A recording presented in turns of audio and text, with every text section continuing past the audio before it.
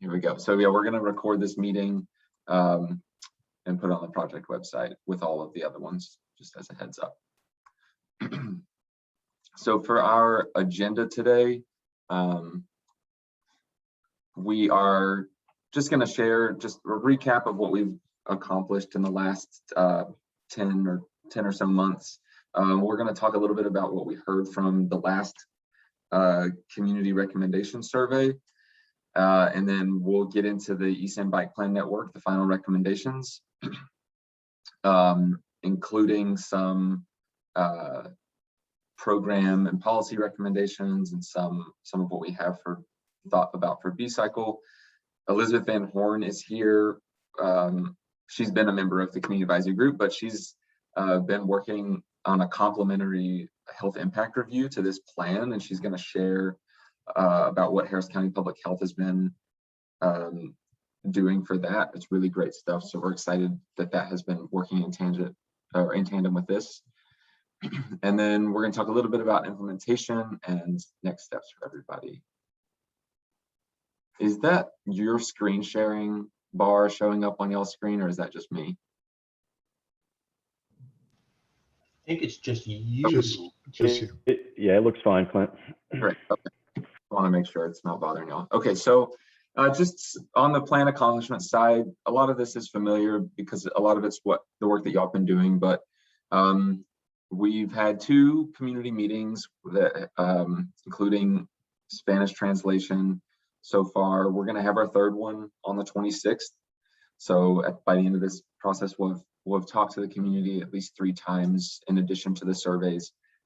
This is our 4th community advisory group meeting. In total, we ended up getting almost 700 survey responses between the surveys and about 370 comments on our online map tool. So those were great pieces of input for us. 3 news articles, 3 radio interviews. The commissioner has been really excited about this plan and excited to get the word out. And of course, we conducted our community outreach both on social media, and then we did some canvassing as well. And then, as we'll talk about a little bit later today, this plan already has 3 projects with committed funding, which is just really exciting to be a part of a planning process that's already getting implemented. And I just wanted to point out, this really tickled me. Cron.com, the most recent article about the plan, had a really glowing headline, so I decided to throw it in there. Just out of curiosity, what are the 3 projects with funding? So we'll talk about that more. We'll get there. Yeah. Okay, no, only because I'm just making sure that, because we have, sorry, they're funded. Yeah. Technically, I suppose there's a 4th as well, and then all of the work that y'all are doing too. Okay. Which we have a slide for that, and you can. Got it. Yeah, you can definitely wax poetic about all the great stuff that you're doing too. Yeah. Got it. Thanks, Jose. No, I appreciate that. So what we heard, we had our recommendation survey that we put out between the last time we met and today. And this was really our chance to ask the community what they thought about the bike network and what they were looking for in programs and policies. And we got a great response from the community in all phases, phase 1, phase 2, and the full network. We had about 90% of respondents agree or strongly agree that the network was on track and exactly what they wanted to see. When we asked about the community priorities in terms of specific segments, of course, the community was, as everybody is, really excited about the Buffalo Bayou Trails, wanting to make sure that those are extended. Commerce Street, which is something that we've heard throughout this plan, connecting the west end of the Harrisburg Trail to downtown and fixing some of those safety issues on Commerce Street, particularly those rail tracks that are still embedded in the concrete or in the asphalt. Navigation Boulevard came up as a common popular priority, and then Polk Street as well. So that's consistent with what we've heard throughout the plan. And then on the program and policy priorities part, a lot of P's. What we heard from folks from the survey was that They wanted to emphasize safety, so focus on things like the county and the city's Vision Zero high injury network. They wanted to pair, as much as possible, pair bikeway improvements with improvements to walkability along the corridors. Bikeway maintenance of existing facilities and future bikeways was big. And then the final, the last of the top 4 program and policy priorities was enhancing the network. So what that meant in the survey, what we described that as adding things like lighting, shade, bike parking, making sure that it's not just a bike lane, but also has that supportive infrastructure. So any questions on the survey or plan accomplishments?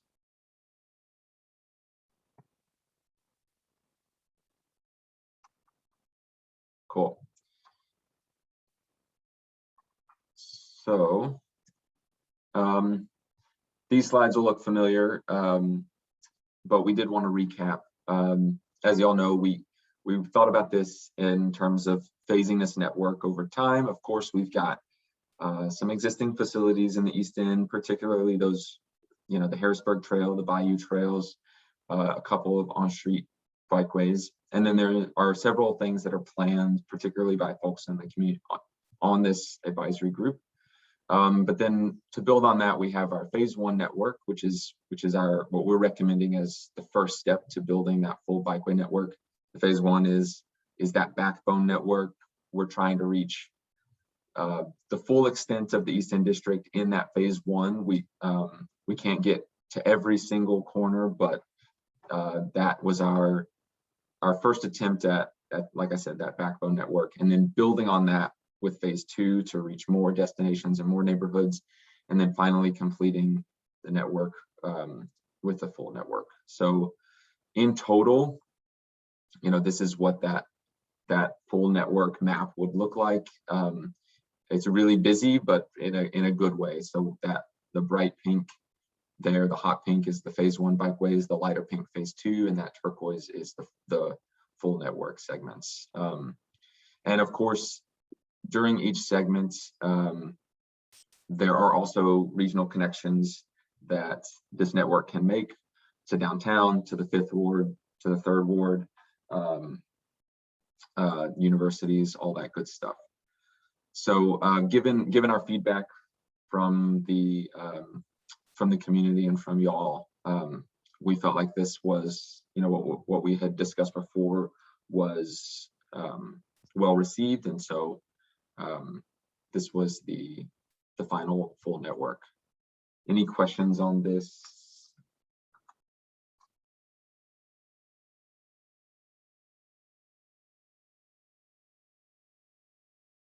Great.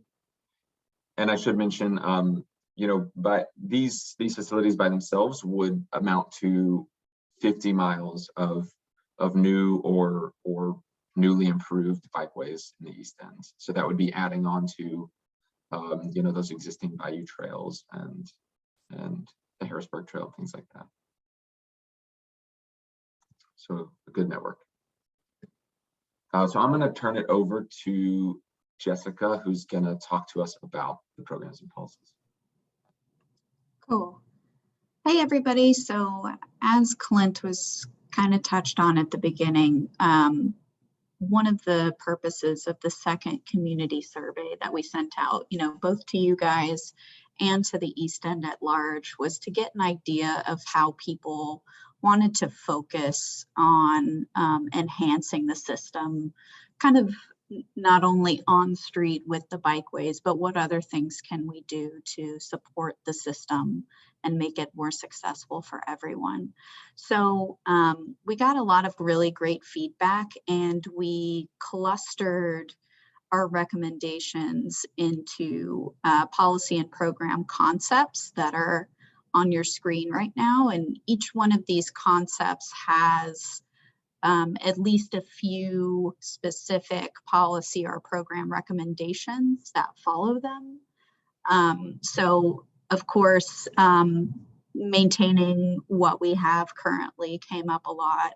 And we've got some great recommendations on how to make that happen, enhancing the network we have. So again, you know, just making sure that what we have currently, because the East End is home to some of Houston's most beloved bike lanes and trails already, that we're giving the attention to them that they deserve, was really a priority from the community. And then focusing on safety. So, you know, if a bikeway overlapped with a segment of the city of Houston or Harris County's Vision Zero plans, that we're pulling those projects and putting them to the front of the line, so as to kind of meet multiple goals at the same time. And this, the improving walkability piece was probably the most interesting piece to me from folks, was really taking the opportunity of going in and making bikeway improvements to streets, but taking that as an opportunity also to gather information on how we could improve walkability as well. And then the last two pieces here are educating all road users. You know, I think bike education has really been a tough topic to address in Houston because we don't really have a solid foundation in it yet, but I think we put together some really great starting points for both the district and the county and the partners on the call to work together, so that we're educating, you know, new riders, adults, children, and people using the roadway and driving. So I'd encourage you all to take a look at that, or just give me a call if you have questions. And then expanding bike share, which is what we'll be diving into a little bit more in the following slides, so you can go on to the next. Does anybody have any questions on those concepts before we dive into bike share?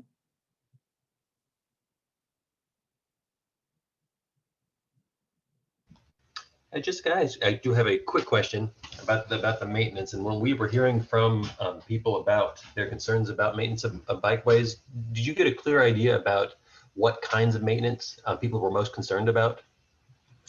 Yeah, mostly it was debris in the roadway or existing bikeways, the thermoplastic coming up. And then if there was an issue with the buffer space, you know, armadillos coming up, things like that. But I think overall it was just keeping the bikeway clear of debris was the biggest thing. Okay, that's kind of what I was expecting. I think there's a couple of different elements to that, like you pointed out, and we'll have different kinds of funds that we'll probably look at to address some of those things. I do think the keeping them clean would be a very good, powerful first step for us, because we don't do a very good job of that. So thank you. Sure. And again, I'm happy to talk through kind of our recommendations, specific recommendations that fall under that. Because I think actually bike maintenance doesn't sound very exciting, but I am actually very excited about some of the program and policy recommendations that we put together for maintenance. So you can go ahead, Clint. Jessica, this is Councilmember Cisneros. I am very interested in knowing what you think the possibilities are. So please share that with me. I want to help, and part of that is just being educated on what's possible. So if you would share that with me, I would appreciate that. Thank you. Sure, of course, and I'm happy to share that with the group as well. Okay, great. Bike share. Very exciting. So I don't know how many of you were listening into Bike Summit yesterday, but I think bike share really came to the forefront of how important it is for our communities. And, you know, this is a map of our aspirations of, you know, how we can increase the B-cycle station density throughout the East End to really match the density that's needed for the system to work, and to build on the systems both in downtown and in Third Ward and the Museum District. So overall, we recommended 60 new stations, which we phased or kind of grouped into thematic categories so that it's easy to kind of group and perhaps for a grant application or to communicate really easily. So you can, oh, and I'm sorry, the dots, the blue are existing B-cycle stations, and all of the pink dots are the recommended stations. And again, this is just kind of a first level. Ultimately, B-cycle is going to know exactly where their stations are going to operate the best, but this is our kind of first cut at it. And then this is a quarter-mile buffer around each of the stations. So we've got some really great coverage here. Go ahead, Clint. Okay, so this is Group A, and again, the blue are existing stations, and then the green are the proposed stations. And this is a group that is really intended to serve our current parks and trails. So this is across the district. We've got some great locations, including Tony Mahone Park, Brays Greenway Park, MC Cullinan Park, Baker Ripley. So this is really kind of a first step, perhaps, of serving the great bikeways that we have currently.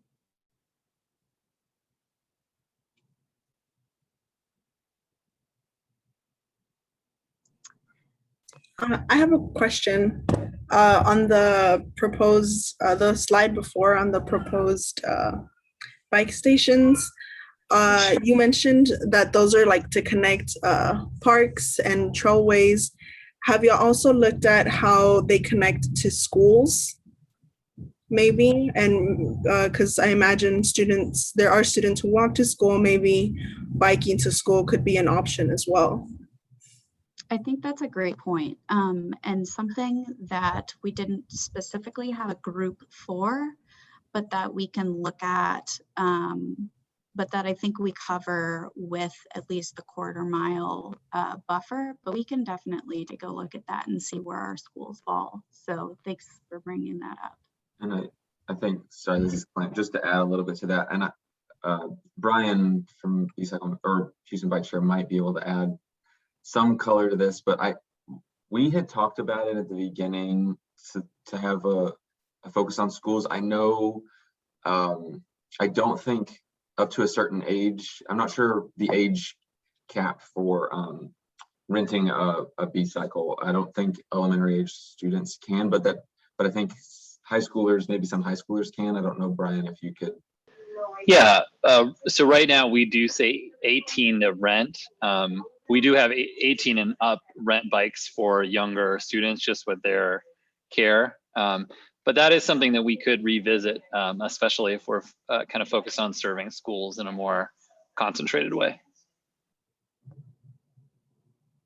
And Brian, weren't you a school principal at one point? I was a 10-year high school principal, so schools are my, schools are my love.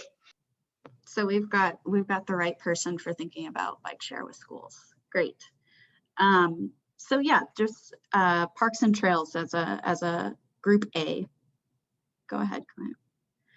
Great, group B. So this is building off of the stations we have, but more of a lens towards serving transit and commercial centers.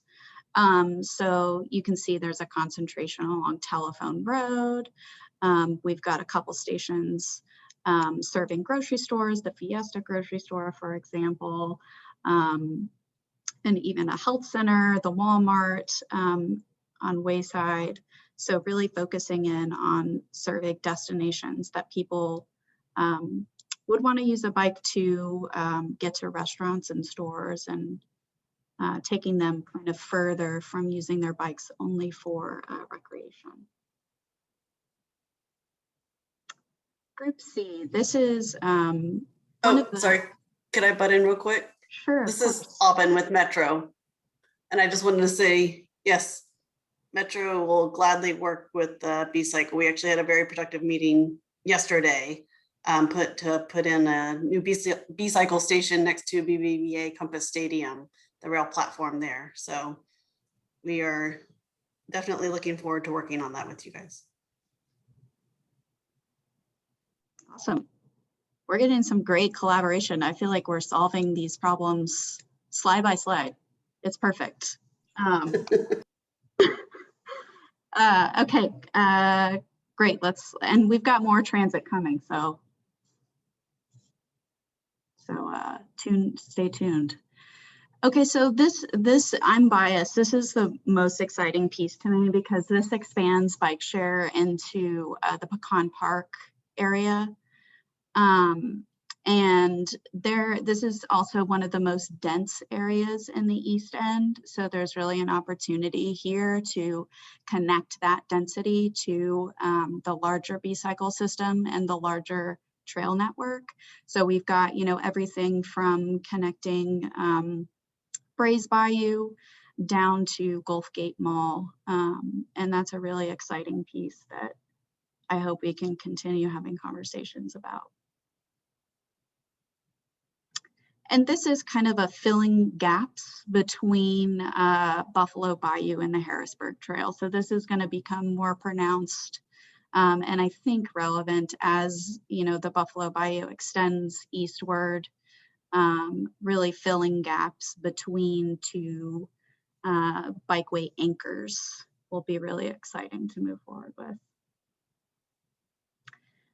And this is where your transit is. So this is preparing for future investments as well. So the orange are really kind of, and this is, really kind of a policy recommendation here is, any BRT new light rail station that comes online, ideally would be paired with a B-cycle station. And I think we're at a good point now to start planning for that and considering, what the parameters for that might be.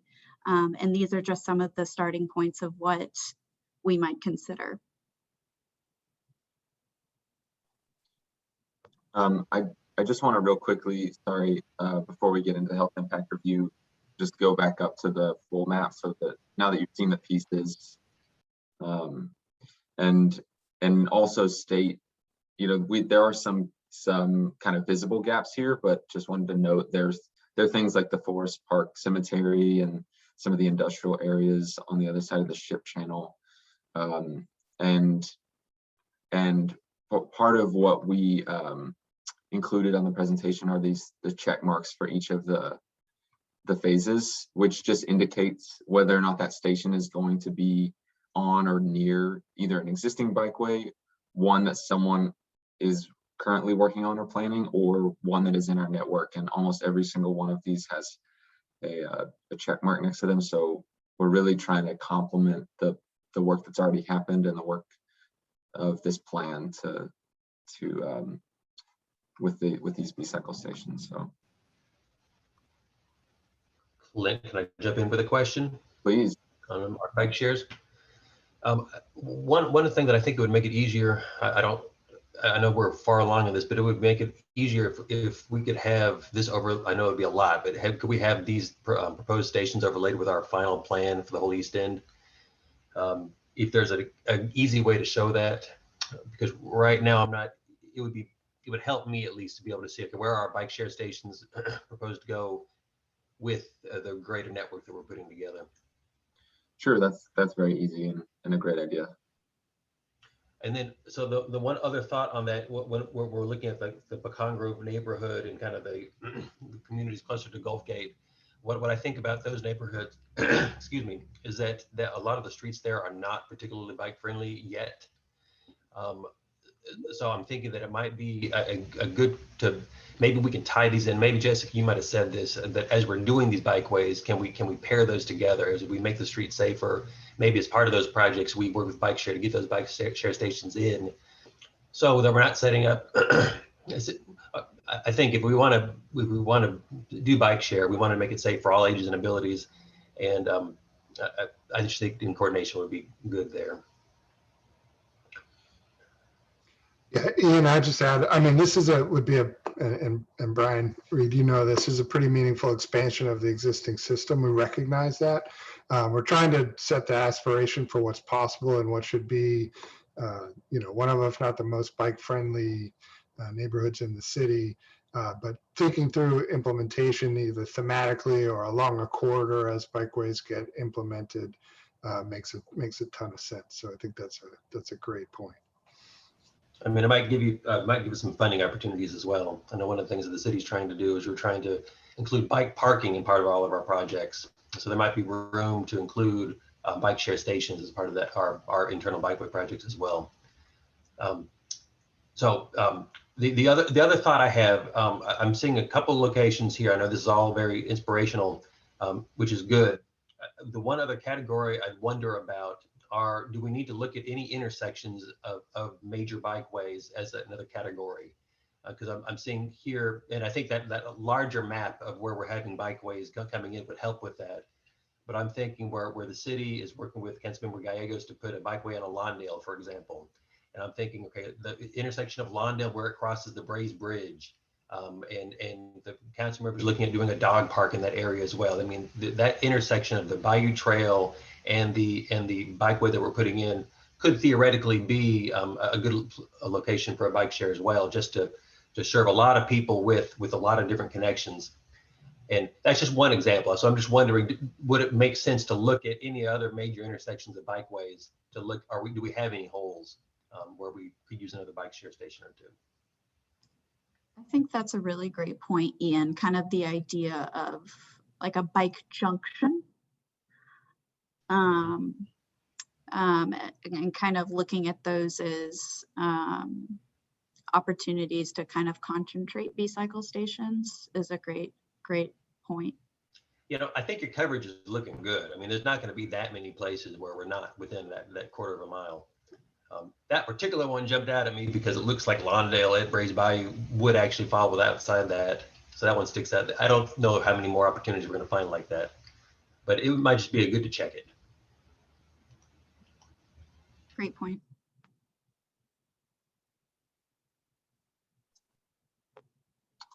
Good comments. Any other bike share ideas?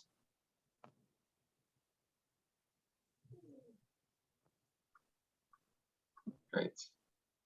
All right. So that leads us to the health impact review. So Elizabeth Van Horn from Harris County Public Health, take it away. Awesome. Yeah, well, thanks for having me on to talk a little bit about the health impact review. We were lucky enough in the built environment unit here to work collaboratively with Harris County Engineering and with TEI and other partners to conduct a health impact review. And so first, I just want to explain a little bit of what a health impact review is and the purpose of that. So an HIR is a tool that's used to understand the health implications of a proposed policy or plan. And it's usually conducted during the draft stage of the proposed project or plan to support that work and to help bring to light some of the unintended health consequences or opportunities to promote health that might not be thought of otherwise. And so the purpose of this HIR was really to inform decision makers like yourselves on how expanding access to new bicycle infrastructure and improving existing infrastructure would impact the health of East End residents. And so, of course, to understand how the plan actually impacts the community, we first need to look at some of the health data and demographic data in the area, and that's what's up on the screen here. So just a few points to note how the health impact review or how the East End Bike Plan will impact health and access. So first we have 40% of the population in the East End reported participating in no physical activity outside of work in the last month. And this is compared to 25% in Texas overall. So it's a high number. And that number correlates with obesity rates as well, which is about 42% in the area. 16% of the population reported poor mental health outcomes. And that's when you have 14 days out of the last month where you feel that your mental health is poor. And we have 31% with high blood pressure, and these numbers kind of all correlate with other health indicators. And this shows us that increasing physical activity could have some really positive health impacts, both mentally and physically. And then we also have some of this demographic data. So 19% of the population has limited or no vehicle access, and then it's a relatively high poverty area. So these things combined make biking a viable option for transportation. Next slide. So we looked at several different pathways that ways that the bike plan could ultimately impact public health and have health benefits. And so first, it's through increased physical activity, obviously just getting more people out on their bikes, being active in their day-to-day lives. The next is through fewer traffic-related injuries and fatalities per capita. And that comes from, improving the infrastructure and having more robust infrastructure, and also having more cyclists out on the road. And then last is through reduced air pollution. And that's really a pathway that we see come about once you start to actually shift people away from their vehicles and onto their bikes. And that can result, or all of these can result in longer lifespans and reductions in those chronic disease rates, and then improved quality of life. And that has to do with your physical and mental health. And we all know that getting exercise is good for your mental health as well. Next slide, thanks. And so in our plan or our review, we wanted to look at the existing conditions and barriers. And here I've just noted a couple of the barriers and some of our recommendations for how you might address them that are specifically related to health and cycling. So one of those barriers that we identified is extreme heat. We all know that Houston is very hot and humid. And that can be a barrier to cyclists. So the literature really showed that if you pave routes with reflective paint or plant, native shade trees along those routes, then you can mitigate some of that, some of the impacts of extreme heat and get more people cycling. And then this was already talked about a bit in the presentation, but residents' knowledge of cycling can also be a barrier, whether that's, actually knowing how to ride a bike or how to safely use bike infrastructure, or having knowledge of where they can rent bikes, that kind of thing. And so you can host a variety of different bike safety workshops that focus on each of these specific issues in different parts of the community to address that barrier. And then lastly, I just want to highlight some of our key public health recommendations. And so these sort of apply overall to the work going forward for this plan as we move into the implementation phases. So one thing we really want to highlight is to set equity standards for engagement efforts moving forward. So making sure that the input is reflective of the community as best as possible, so that we know that the plans and projects that are put into place are what the community wants. And I think this plan did a really great job with that. We also want to focus on co-creating the solutions with the community. Again, so kind of the same lines here. So that the community is actually going to use that infrastructure and it's worth the investment. And then we would recommend maximizing the safety features like adding more buffers and signalized bike signals at intersections. And of course, there's sort of a trade-off here, really expanding the bicycle network versus, making some of the features as safe as possible. But, from the public health perspective, maximizing safety is critical. And we think that the more people that feel safe when they're cycling, the more likely they are to actually continue to use those features. And lastly, we want to expand equitable access to bikes through low or no cost bike programs to make sure that everyone is able to use this infrastructure through bicycle access.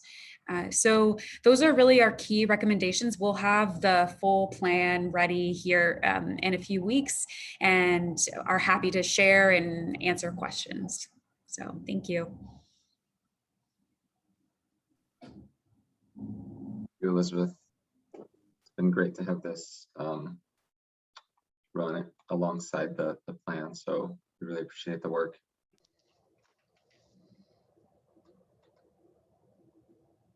So now let's kind of dig into some implementation components. I'll turn it over to Jeff.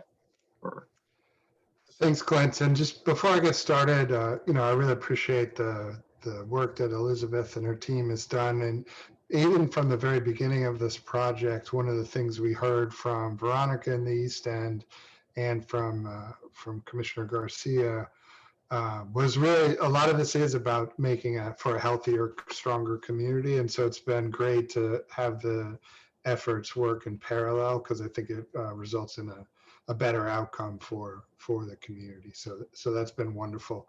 The other thing I just wanted to take a moment, and I believe she's still on, is to thank folks like Councilmember Cisneros, because ultimately we need stakeholders who are willing to really be involved, and elected officials are really willing to be involved. So between the Commissioner Garcia and Councilmember Cisneros really taking the time to dig in on this, and I see some of them out biking all the time, so that's been great to watch. Councilmember Cisneros, I don't know if you're on or available, but I didn't know if you wanted to say any words, because we really appreciate you joining us. Well, thank you. Thank you for your kind words. This is important, and you and the group that is on this call know that. I mean, you are really out there and see, and you know how important this is. You know that people need to get to work. They need to get to where they want to go. It's not, it's fun just to go for a recreational ride, but this is so much more than that. This is really improving the mobility and access in our city. So I'm very excited about this, and I certainly appreciate each of you and certainly the commissioner for his huge leadership on here in the East End. I'm looking forward to more of these kinds of efforts. This same kind of level of commitment and enthusiasm in other parts of the city too. But this is very exciting. Great. Well, again, thank you so much for participating. And it's with folks like you and then Commissioner Garcia that it's fun to announce some of the upcoming things that are actually have committed funding and are going to move forward. And so I'll talk a little bit about that. I might ask Jose to jump in when we start talking about things like navigation, but it's really great. I don't know if everyone's aware, but as part of a partnership, the East End District, Precinct 2, and I want to thank also Tony Allender, TERS 23, as a funding partner, have agreed to start to implement this plan.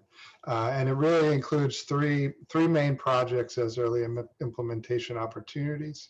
And they are really intended to provide key links in the network, start to expand from where people want to go, and really expand on the existing bikeway network that exists. So those projects are shown here, and they include some of the priorities that Clint mentioned around navigation, some north-south connectivity to the bayous, et cetera. So I'll talk through each one of them, but one of my favorite things is when a plan is already resulting in implementation before we hit print on the final report. So that feels great.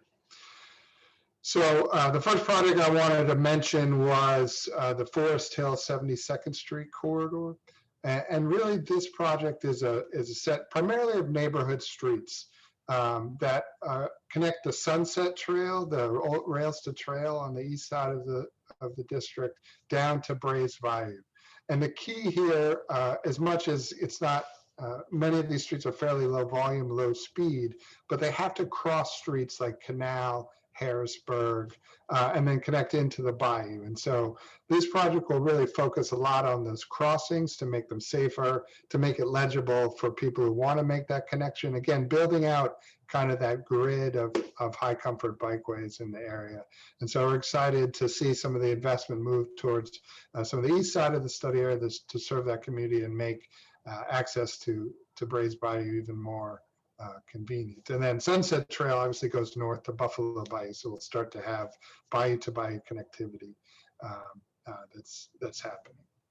So that's exciting project number one. Number two is, go to the next slide, is Milby Street. And this is another one that has really strong anchors on both ends and starts to create that north-south connectivity through the district. And on the north end of Milby Street, this is somewhere where Buffalo Bayou Partnership is working on a new master plan for Tony Marone Park. So this will provide a great connection into that park. It's a relatively low volume street, but does have some nice destinations, some educational facilities, as we were talking earlier along it. Crosses future bikeways on navigation, potential improvements to commerce. And then on the south end, well, it hits the rail line at Harrisburg, and then on the south end ties into the new high comfort bikeway that's been implemented on Polk, which gives you a nice connection down to the University of Houston. So again, trying to create those well-connected anchor corridors. This one looking at, dedicated bikeways, improved crossings. There's some pavement repair that will need to occur in some locations on the corridor, tie into the intersecting bikeways, but will have real value for the area. And then the third one is navigation. So as we've heard frequently through this study, navigation is one of the community's priorities. It's one of the more heavily biked streets today. It is a wide roadway. And one of the reasons navigation is so wide, I like to share is, it was the major highway east-west through Houston before I-10 was built. So it was built as a 6-lane street a long time ago, but now the context and alternate routes for people to drive have changed. And so that gives opportunities to rethink how navigation can operate for all users. And so here, this is again anchored on the west end on a potential extension or improvements to the navigation esplanade, potentially trail connectivity to Buffalo Bayou, crossing key streets like Samson, the Milby Bikeway that I just mentioned. And then on the east end, tying into the city's CIP project to reconstruct Lockwood with shared use paths on both sides, again, providing north-south connectivity to the bayou and then south to the light rail stations along Harrisburg. So again, really valuable, important connections to start to move the network forward. So we're really excited about those. Those are kind of working through the process of how to get those kicked off, start to think about design, but excited to kind of announce and share the opportunity that those are going to create. Any questions or comments on those?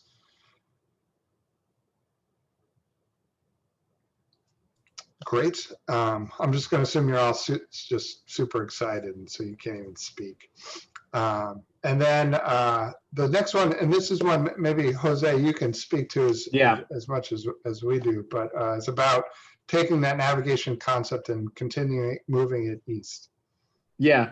So this was something that we had proposed in our Buffalo Bayou master plan. As Jeff mentioned, Navigation Boulevard through this area is massively oversized for the amount of traffic we have. So in the master plan, we actually talked about closing the northern roadway or northern lanes and converting it into a linear greenway, and then just having the southern lanes as being the road traffic. What we're actually looking at now, we're also working on, in addition to our kind of master plan for Tony Marone Park, the other thing that we're looking at right now is we're doing a similar master plan for our Turkey Bend site. If anybody went to our our launch of the master plan a couple years ago, that we had it at that location. We actually have a community meeting to get input on that on June 12th that I can share to Clint, and he can pass that information to everybody else. But one of the things that we're actually looking at is, instead of closing the lanes like we had originally proposed in the master plan, what we're actually looking at is basically making the median wider and probably taking the space out of the middle rather than in the sides, because then we don't have to worry about, you know, driveway issues, things like that, and we can actually have more continuous, you know, basically a more continuous greenway through the area. But what basically what we had done for the precinct partnership grant was to actually take it basically from the level you're seeing here to an actual, you know, design that we could then, you know, implement at a later date. I mean, we didn't ask for, you know, implementation dollars, but it's really planning dollars to make this, you know, to make that linear, or to really design that linear greenway through this area. And in terms of what it would connect to, it would connect to our, you know, our site. There's the new, what is that? I forget what the name of it is. The TXRX makerspace site down at the end. The new, across from our site, Harris County is redeveloping the old Baker Hughes site right there. And then, you know, we know that Frank Liu recently purchased the Farmers Coffee building, you know, on Navigation. So there actually are a number of sort of major, you know, destinations along this corridor as well, that would then link back to what Jeff was talking about earlier, the connections west of Lockwood. So that's what we're working on. Awesome, Jose. Well, thanks for sharing that. And that sounds sort of consistent with the approach that was used on the Esplanade in terms of widening out. So that makes a lot of sense. So great. So that's not it, people. We're doing all these cool things, but there's so many more things that are happening. And that's what's so fun about the East End community. So Jose is also working on a number of Bayou Trail improvements, particularly as you know, connecting into downtown and filling in some of the gaps that have existed that can be improved. Mentioned the Tony Marone Park, which looks, the early renderings I've seen look amazing, and would include a Foley Street extension, which is really a southern street to that park that connects Hirsch over to Lockwood. The Parks Board is working on filling in a few gaps on Brays Bayou, particularly crossing the freight rail line there. And so as the freight rail finishes their bridge improvements, those can come through, and then you'll be able to bike all the way basically from the ship channel to you know, the Beltway on the west side on Brays. So it'll be really great. And then another Parks Board project is the Port Regional Connector, which would tie on the south down to the area around the Botanic Garden and up to Buffalo Bayou. Some of those projects are actually moving forward, but this is a more regional connection. The East End District, in partnership with the TERS and TxDOT, is moving forward on the final design of a new roundabout at Jensen and Navigation next to Guadalupe Plaza Park and Our Lady of Guadalupe Plaza, Our Lady of Guadalupe Church, that will sort of transform the gateway and entrance to the East End from the Navigation Underpass. That will be designed to be very walkable and bike friendly. So that's exciting. Lockwood Drive, the city is in the process of finalizing plans to reconstruct that from Harrisburg to the Bayou. And then TxDOT is looking at kicking off a study later this year on sort of the wayside Mercado Garcia corridor from Polk, where at Gus Worthen Park, all the way north to the Bayou. So lots of exciting things happening, which sort of speaks to the role this committee, the stakeholders can play to make sure stay engaged in all these things as they move forward. So I think it's fun to share all those things. We're excited to see them happening. And with that, I'll kind of turn it over to Sarah with Tool Design, who's been a great partner to us on this project. And she's going to talk about some of the concepts for catalyst projects to move this plan forward. Great. Thank you so much, Jeff. Hi, everybody. My name is Sarah Johnson. I am a landscape designer with Tool Design, and I'm going to be presenting 7 catalyst projects that we believe warrant additional investigation for at least one of the 3 following reasons that you see on the screen. So the projects are particularly tricky. They could unlock major connections, or they are representative of other challenges throughout the recommended network. So that's to say that these projects are not the ones that during prioritization scored at the very top of the list and have to be implemented first because of that. We're trying to say that rather these projects will really help generate momentum for development of the full network by setting the precedent for the types of interventions and implementation strategies to use elsewhere. And before we move on to the next slide, where we are actually looking at the projects, I just want to mention that for brevity, that we're going to be staying pretty high level. These are really dense slides, but I think that you'll be able to understand the thinking behind these projects. So next slide, Clint. Yeah, and I just want to say, I know we're kind of bumping up against time, so if you need to go at noon, feel free to. So sorry, go ahead, Sarah. Great. So the first one here is Evergreen at Lawndale. And this intersection, if you're familiar with it, you probably understand why it was chosen. It is a pretty complicated intersection. The geometry here is tricky because there are many different legs coming into the intersection, and there's some skewed angles. And by that, I mean, not your perfect right angle intersection with just, 4 legs coming into it. There's a lot going on here. So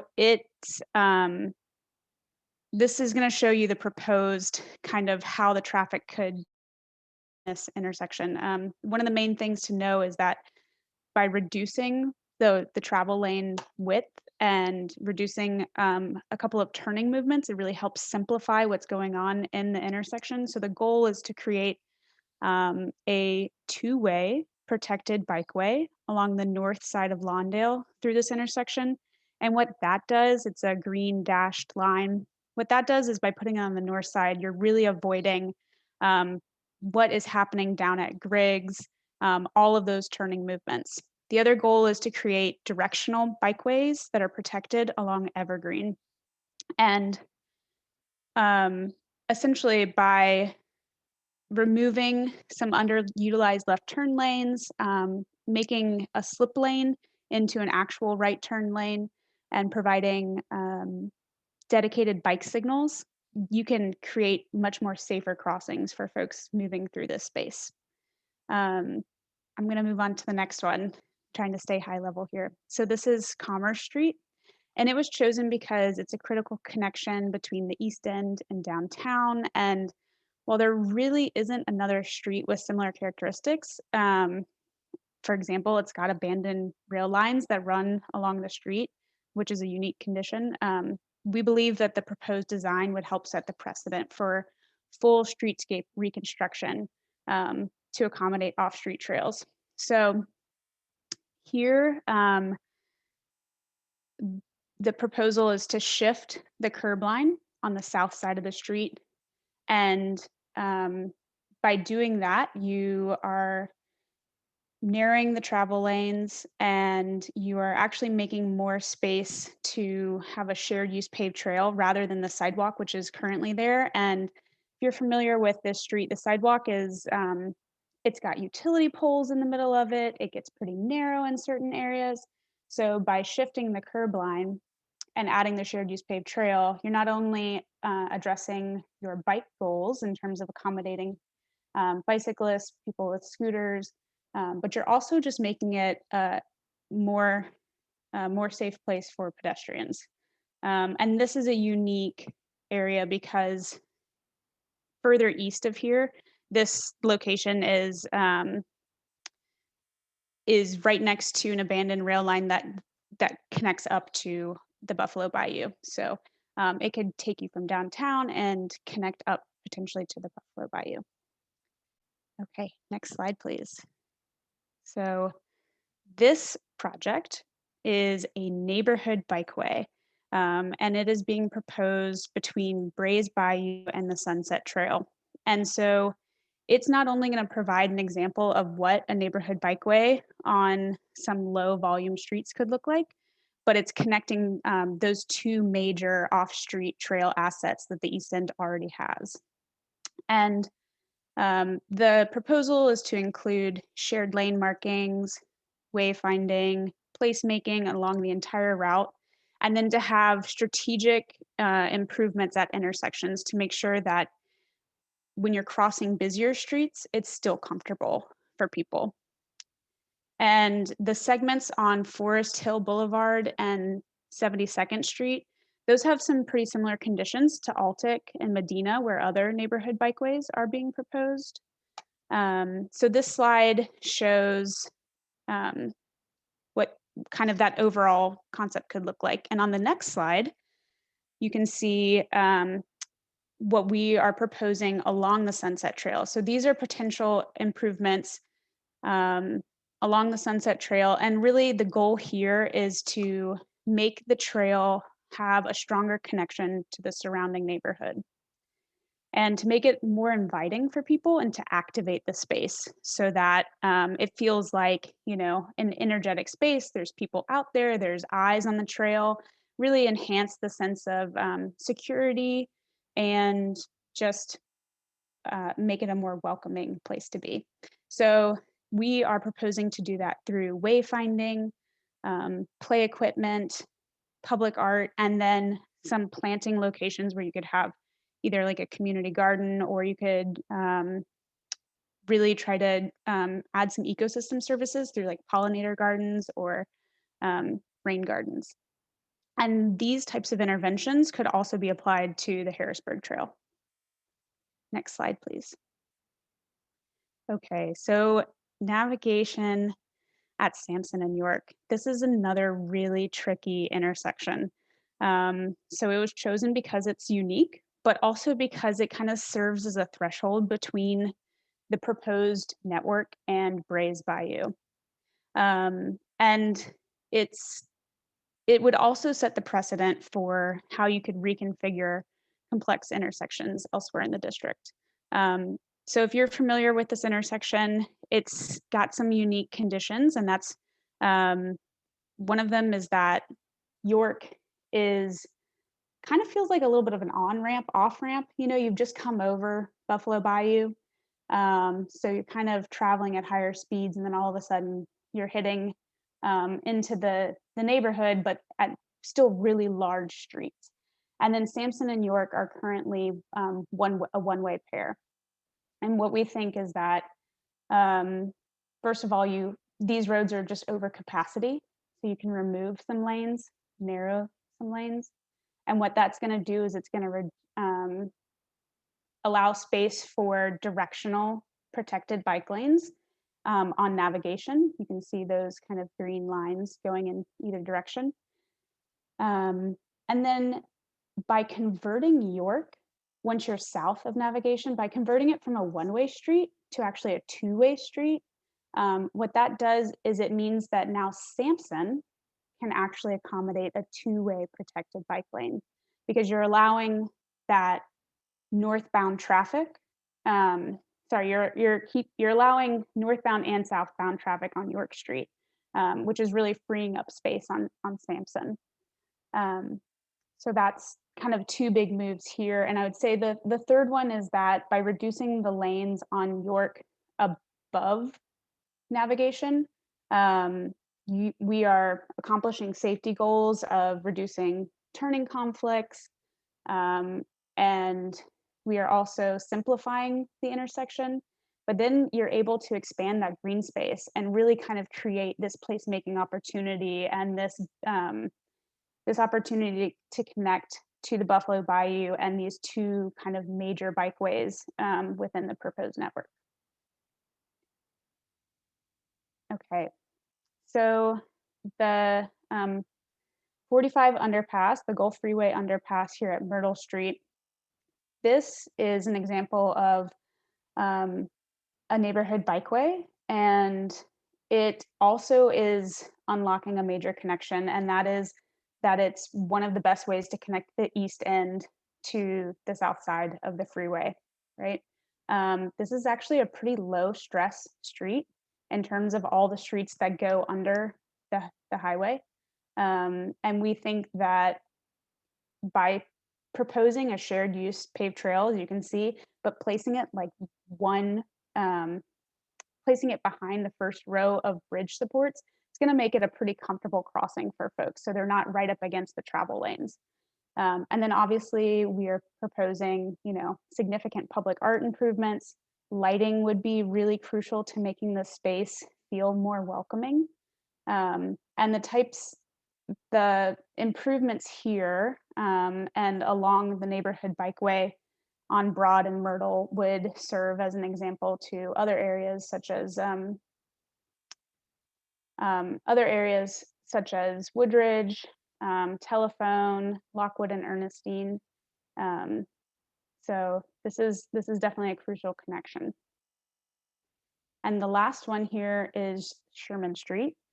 So this is already a signed bike route, but the types of interventions that you see photos of are really going to transform it from just being a signed route into a neighborhood bikeway. And it would serve as an example for other neighborhood bikeways such as Eastwood, Hemlock, or Jefferson.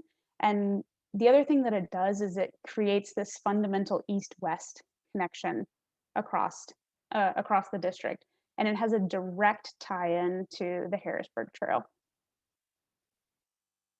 Okay, that was a lot, so I'm gonna wrap it up, and I'm sure if you have questions, we'll be happy to answer them.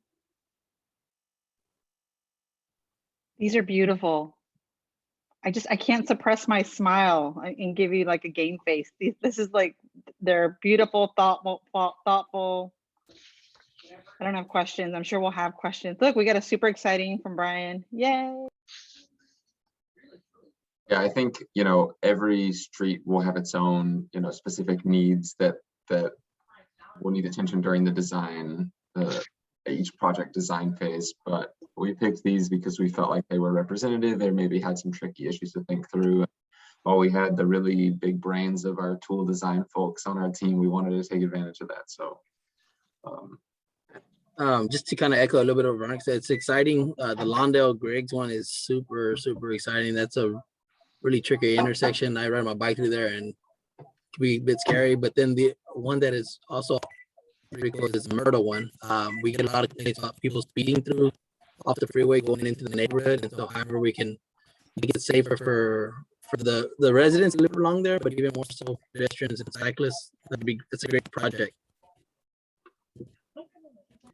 I had a question on Samson and York. Was the recommendation to completely turn Samson only into a bikeway, or is there still vehicular traffic on that too? There's still southbound traffic. Yeah. Okay. Mm-hmm. All right. Thank you for clarifying. Mm-hmm. And then when Jose was speaking, he referenced a community meeting, and I thought he said it was on June 10th. I might have missed that, but I see in here that this, so he's answered. So there's a meeting on June 12th, and then, but this other community meeting that's in the handout, there's one on the 26th. Is that different, or is that it is? That's Yes, for this project. Okay. Yeah, we have our final community meeting for the East End Bike Plan on the 26th. And Jose, you mentioned, I think yours was about Turkey Bend. Yeah, ours is Turkey Bend on June 12th. It's on a Saturday morning. Okay. Well, if y'all share information with me and links or anything that I can just link to, I'm very happy to promote it in my newsletter. It goes out every Thursday morning, and it'll catch a few more folks. So just send it to me too, and we'll also help promote it. What a great segue, Councilmember. I'm glad you said that. We will get the details to you for sure. We could use everyone's help in spreading the information about the meeting. I know that the precinct is planning on posting some social media posts, so those can be reposted, but we'll send out some language that y'all can use as well if you have any newsletters or email lists. And just something else that we could use your help with, you know, this, once the plan is done, we would love to share it with as many people as possible, especially folks that may be able to, you know, help get the word out or help with implementation or you know, be a good partner in implementing some of the programs and policies. So please share the plan once it's done. We're working on our final copy this month and maybe early next month, but we'll definitely send y'all notice when it's complete. And then finally, one question. I don't know if you saw that. Oh, what was the timing of the Lawndale project from telephone to Esperanza or Forest Hill? I don't know if Ian's still on or if you have an answer to that question. Yeah, I'm still here. We are wrapping up design now within the next 2 to 3 months, and we have funding for construction. So I'm hopeful that we can get it in place by the end of the year. Awesome, thank you. Some more exciting stuff. I should have had it on the list. Great, yeah, good question. The last thing I just wanted to leave y'all with, this is something that you can take home with you, is just thinking about what your organization can do to implement the plan. Like I said, we really appreciate everything that y'all have done over the past several months to help us get this plan in place, and we don't want to stop that momentum. So, you know, if there's any questions that we can help you work through in terms of how to get your organization involved, happy to help facilitate that. I know Veronica at the district and Jorge at the precinct are excited and ready to go and already working on this. So please don't let this be the last time that you think about this plan or think about how to implement it. We definitely need to keep moving on it. So and unless y'all have anything else, like I said, I just want to say thank you again. So.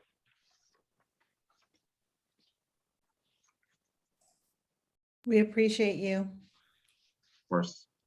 And all members of the committee. Look, we went over and everybody stayed. This is how exciting this work is. I'm just sorry I can't pour a margarita right now at lunchtime for all of y'all. We'll just have to defer to a future date for that. I'm sold. Come in. Veronica. Yeah. Yeah, thank you, everyone. I appreciate everyone's help and support to this plan. And see y'all next Wednesday. Yep. Bye, thanks everyone. Bye. Bye, thanks. Thank you. Thanks.